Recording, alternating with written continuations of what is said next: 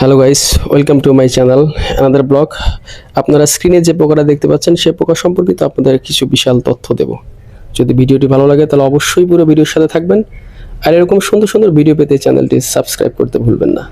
তাহলে চলুন মূল টপিকে যাওয়া যাক। আপনারা স্ক্রিনে যে পোকাটা দেখতে পাচ্ছেন সে পোকাটা সচরাচর আমরা বলে থাকি ঘাসফড়িং, যা দক্ষিণ পূর্ব এশিয়া মূলত জাপানিজ ঘাসফড়িং বলে পরিচিত। এর বৈজ্ঞানিক নাম হচ্ছে ভ্যালাঙ্গা নিক্রোকর্নিস।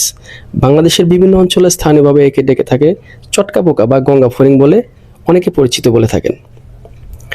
পৃথিবীতে এই পোকাটা কখন এবং কবে আবির্ভূত হয়েছিল সে সম্পর্কিত তথ্য আপনাদের জানাবো।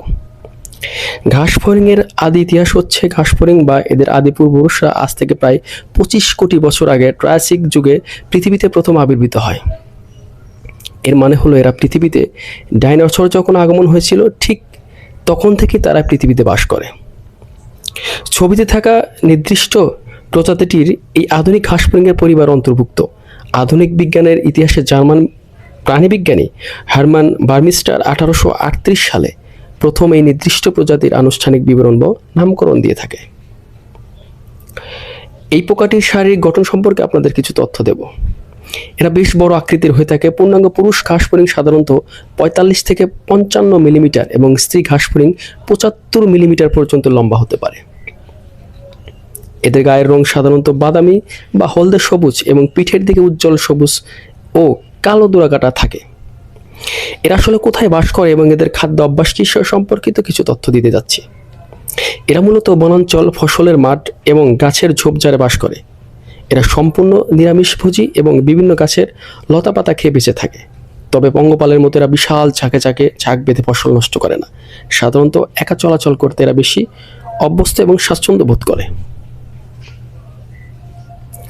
বাংলাদেশের বিভিন্ন অঞ্চল ভেদে এই পোকাটিকে বিভিন্ন স্থানীয়ভাবে নামকরণ ডাকা থেকে থাকে। বিভিন্ন জায়গায় বিভিন্ন রকম নামকরণ ভেবে ডেকে থাকা পোকাটিকে আমরা 4টি ভাগে ভাগ করেছি। সেটা হচ্ছে চটকা পোকা। ওড়ার সময় বা লাফ দেওয়ার সময় ডানা দিয়ে চটচট বা কটকট শব্দ করার কারণে এটাকে বিভিন্ন এলাকায় চটকা পোকা বলে ডেকে থাকে। গঙ্গা ফড়িং। সাধারণভাবে এই ফড়িং ঘাস ফড়িংয়ের মতোই দেখতে বেশ আকারে লম্বা হয় বলে গ্রাম বাংলায় এটাকে গঙ্গা ফড়িং বা বড় ফড়িং ভাবে চেনা হয় এবং ডাকা হয়। পাতা পোকা। পিঠের উপর উজ্জ্বল সবুজ রঙের পাতার মতো অংশ থাকে। কিছু অঞ্চলে একে সাধারণ মানুষ পাতা পোকা বলেও ভুল করে থাকে। আসলে এটা পাতা পোকা নয়, ঘাস ফড়িং। তবে সর্বাধিক এবং পরিচিতি সর্বজনের নাম হলো ঘাস ফড়িং।